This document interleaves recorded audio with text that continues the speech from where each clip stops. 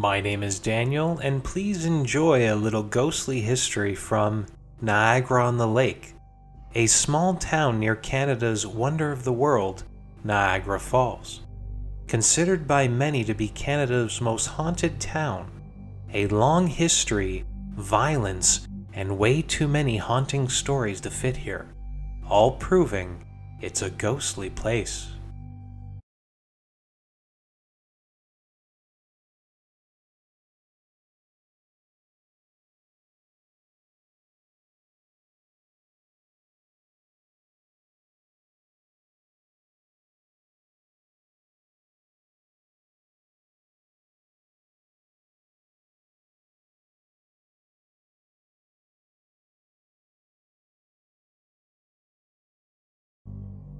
Upper Canada's original capital was home to many firsts for Ontario. The first library, courthouse, post office, pharmacy, newspaper, Freemason lodge, church, and of course, public executions by hanging, leading to a little-known first, the one and only time in Canadian history when a woman was hanged, the charge poisoning her husband. This history reads like a soap opera. A young woman named Mary London, forced to marry an older man. He's rich, owns a farm located at the head of the lake, area now part of the city of Hamilton. It's said Mary fell in love with a farmhand named George. Together they planned her husband Bartholomew's murder. The method? Poison. It's said George had to travel to the United States to get it, as Canadian apothecaries didn't sell poisonous liquid to regular citizens. Bart died. Mary was found out. Her and George arrested and kept in a small stone jailhouse once at King and Byron in Niagara-on-the-Lake. Their love so strong, not really. Each turned on each other, pointing fingers the other way. The court's unable to determine who planned and orchestrated the murder to make sure Mary and George were hanged side by side. To read the full story, which I highly recommend, Google Mary London. There's a Canadian biography page based on her. Much was accomplished in the short time on this former native land, all starting with a loyalist named Colonel John Butler, along with his men, families, all settling the area, naming it Butlersburg, later to be called Newark, Niagara, and finally Niagara-on-the-Lake. Loyalist is a simple term, meaning staying loyal to the British Crown, a bad thing in the late 1700s while living in the United States. These British men, women, and kids fled the American Revolution, going into a British territory named Upper Canada to keep their loved ones safe. Upper Canada is now the province of Ontario, location of cities like Toronto, Ottawa, and Hamilton. Coming here for a new life, they would meet up with its native inhabitants. Natives called that land home for over 10,000 years, part of the Neutral Nation, a tribe of natives once spanning along the shores of Lake Ontario and Lake Erie. Named neutral by settlers who believed them to be a peaceful group. At its height, the nation is believed to have reached 12,000 people. They occupied these lands for over 500 years, eventually destroyed by smallpox and invading tribes. It's the neutrals who provided the name Niagara. While settled in the town, their village was called Niagara, meaning neck of land. It sounded like Niagara to settlers. The Mississauga tribe held the lands when Loyalist John Butler arrived with his men.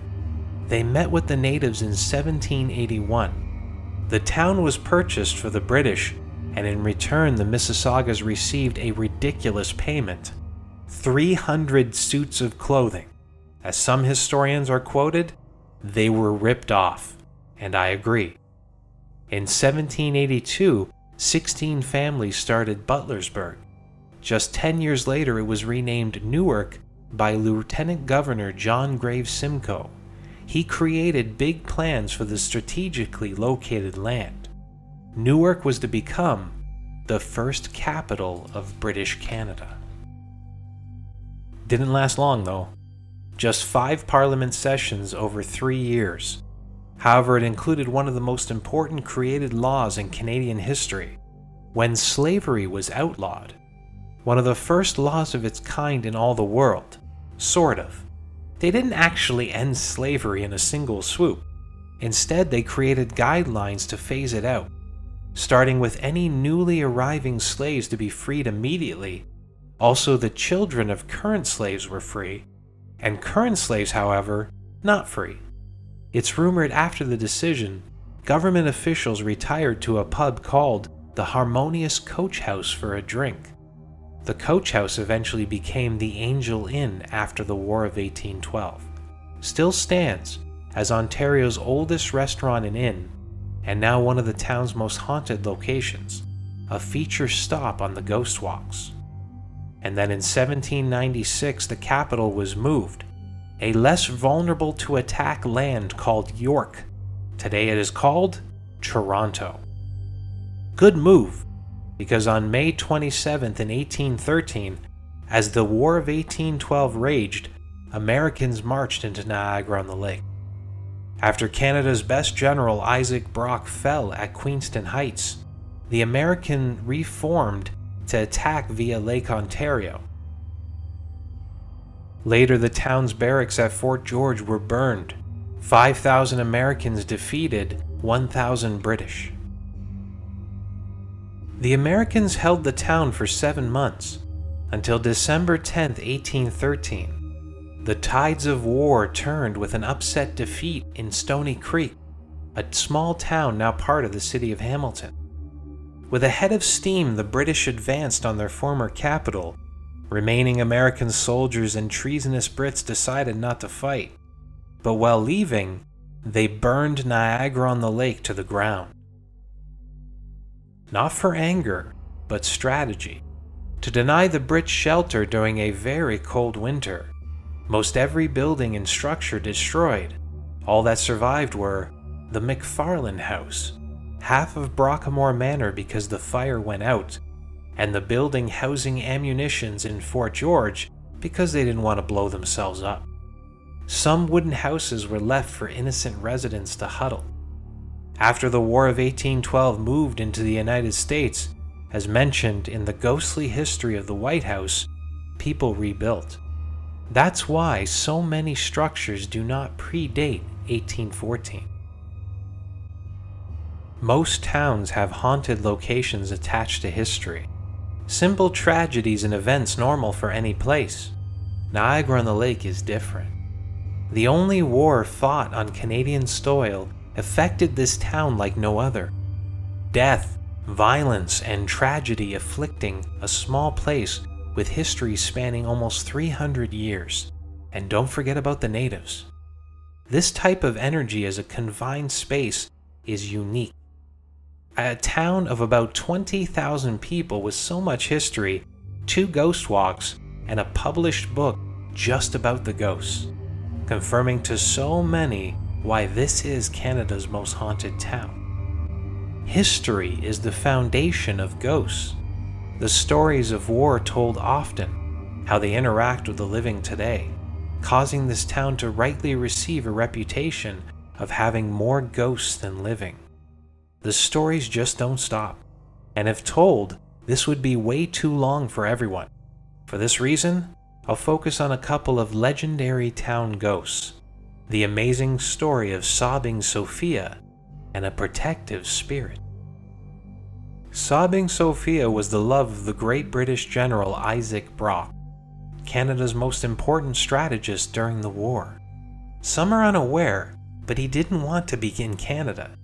The Americans chose the year 1812 for a reason. They knew the main British soldiers were occupied fighting Napoleon in Europe. Brock was a main British general who wanted to remain in that war, but the Brits didn't want to lose their territory, and Canada needed a leader. At the time, the Powell family lived in a house called Brockmore Manor, today a bed and breakfast you can stay in. Sophia Shaw was Captain Powell's sister-in-law who lived with the family. Isaac Brock was stationed at Fort George when legend states he met and fell in love with Sophia. Their courtship quick due to tragic times, and not long before talking about their future, marriage, family, and kids. But Sophia's father, Aeneas Shaw, was against it. He knew Brock was important for Canada, however the general wasn't from noble blood. Brock didn't come from money and couldn't afford the best for his beloved daughter. Aeneas denied Isaac permission to marry Sophia. This didn't stop them.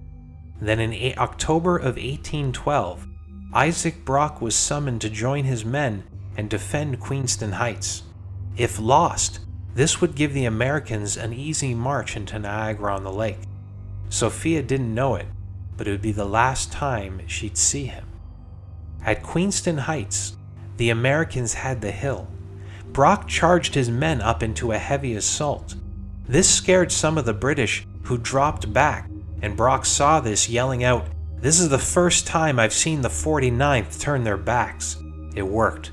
The men surged. Brock was first shot in the wrist, but it didn't slow him. Possibly a distraction, though. He didn't see the soldier emerge from the bushes about 50 yards away. It was an American sniper who lined up and fired, hit Brock square in the chest. Lay dying on that field surrounded by his men, it said his final words were, "Push on." Probably not true, but it sounds great. The great general was dead. His men retrieved the body, pulling him away and down a hill as blood spread across a bright red sash given to him by famous native Shawnee warrior Tecumseh. Sophia was told her beloved had died. She mourned for years, refused to marry, always wondering what could have been, and then dying at a young age, many believe from a broken heart. During her final years, the people of Niagara-on-the-Lake didn't see Sophia, but they did hear her, cries coming from the open second-story window of the Brockmore Manor House, eventually calling her sobbing Sophia, and she's still heard today. Reports of a woman crying in that room. Others hear her along the town's main strip, Queen Street. And then we have what's called the Watcher, a strange blue light or an orb seen floating the streets at night, near the modern post office across from Starbucks. Legend states it's a former constable, hence the blue light, like the police. No one sees it long enough to investigate, just a quick glimpse before it's gone. No following emotions or figure hiding in the shadow. Believed to be a protective energy, watching the town at night while the residents sleep. We've reached the end. This has been a ghostly history of Canada's most haunted town, Niagara-on-the-Lake. Don't agree it's the most haunted? Tell us why below. Ghosts make history just that much better. Thanks for watching.